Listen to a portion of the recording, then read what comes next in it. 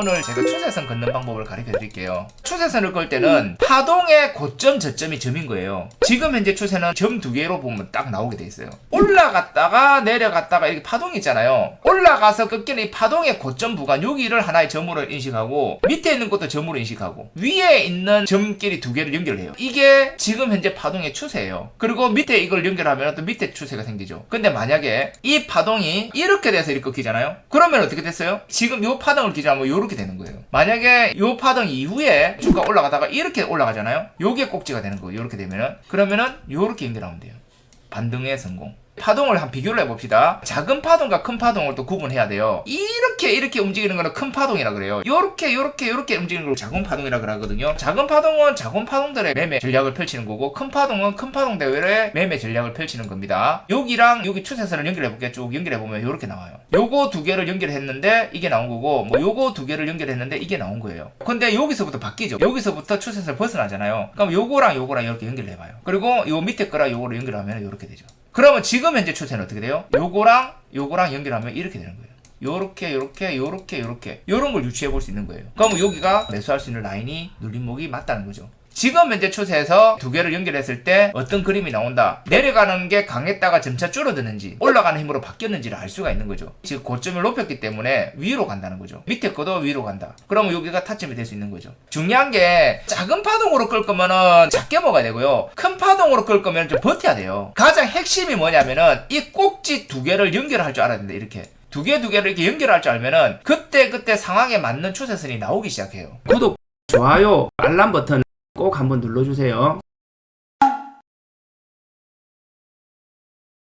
지금 현재 주가 기준으로 보면은 요거 두 개 연결하면 돼요. 맨 마지막 파동. 근데 큰 파동으로 보면 요런 것들을 그냥 전체적으로 이렇게 보는 거예요. 밑에 추세를 보면은 요렇게 끌 수도 있고요. 요렇게 끌 수도 있어요. 마지막 파동 요 두 개를 연결하는 거거든요. 그러면 지금 현재 요 박스 안에 이렇게 갇혀가 있다. 급락해가지고 여기서 이렇게 회복을 했어요. 언덕을 만들고 다시 박스를 만들고 있다. 그리고 큰 그림에서는 쌍바닥짜리. 왜냐면은 큰 그림으로 보면은 요렇게 보는 거거든요. 위나 아래로 할 수 있는. 그러니까 이거는 뭐 작은 그림을 하든 큰 그림을 하든 그 비슷하기 때문에 14,000원 부근에 내려오면 매수가 가능하고, 또는 위에 있는 이 추세죠. 이 추세선을 위로 이렇게 딱 뚫어 올리면 이거는 추세가 바뀌기 때문에 그 전에 나왔던 이 상승 파동이 재현이 된다. 이렇게 보는 거예요. 단타 추세도 분봉으로 잡을 수 있어요. 분봉으로 줄을 딱 꺼보면은 여기서 추세가 바뀌었네. 그러면 우리가 이런 걸 발견하게 되면은 여기서 베팅을 할 수가 있는 거죠. 이런 것도 보면 추세선 끌 때는 요거 두 개를 딱 끄면 요게 나오잖아요. 그리고 요거 두 개를 딱 끄면 요게 나와요. 이런 식으로. 이런 게 추세선을 긋는 방법이죠. 고점 두 개를 끄고요. 저점은요, 요 거리 있잖아요. 요 거리랑 똑같이 끄면 돼요. 이렇게. 그러면 이 절반만 내려온다면은 수렴이 되는 거고, 여기서 이 밑에까지 내려와도 괜찮다는 거예요. 근데 이렇게 갑자기 팍 급등한 거 있잖아요. 요 밑에 자리까지만 칠지 다 칠지 그런 게 고민이거든요. 저 같은 경우는 보통 보면은 이렇게 많이 급등했던 라인들은요, 이 앞에 그림을 보고 웬만하면은 취급 안 하는 경우가 많아요. 요런 것도 취급을 안 하고요, 요런 것도 취급을 안 하는 경우가 많아요. 전체적인 평균치에 대한 박스를 내가 찾으려고 노력을 많이 합니다. 한 요 정도로 보시면 돼요. 요 정도. 그러면은 여기가 매수 영역이고 0 차의 자리에서 요렇게 올라가면 땡큐고 내려가면 짧게 손절 칠 수 있다. 이렇게 보는 거지. 큰 그림에서는 이 정도고요. 단기적인 요 파동을 바꿨기 때문에 상승으로 전환할 가능성이 높아진 거죠.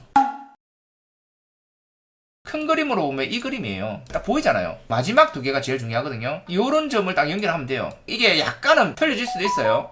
전체적으로 급등해서 천천히 파동이 줄어들고 있다. 그리고 작은 그림으로 보면 어떻게 되냐면은 요렇게 해서 볼 수 있고, 요렇게 해서 볼 수 있고, 뭐 요런 식으로도 해서 볼 수 있고, 요런 식으로 해서 여기 추세 볼 수 있고, 요런 식으로 해서도 여기서 볼 수 있는 거예요. 지금 같은 경우는 이제 요런 식이죠. 추세를 벗어났죠? 벗어났기 때문에 이거는 상방으로 올라갈 가능성이 높다. 이렇게 판단하는 겁니다. 이거는 더 짧게 분석한 거는 이제 요 추세, 그 다음에 요 추세예요. 이렇게. 요 추세에서 위로 뚫었잖아요. 그렇기 때문에 새로운 추세로 봤을 때 이런 추세로 볼 수 있고, 또는 요런 추세로도 볼 수가 있다는 거죠. 급등주로 간다면은 이렇게. 어차피 우상향이라는 거죠. 단기든 중기든. 추세선은 이제 지금 현재의 흐름을 보는 겁니다. 이거를 공부를 해보시면은 분석에 대해서 흐름을 정말 재밌게 여러분들 스스로 할 수가 있어요. 오케이? 이해되죠?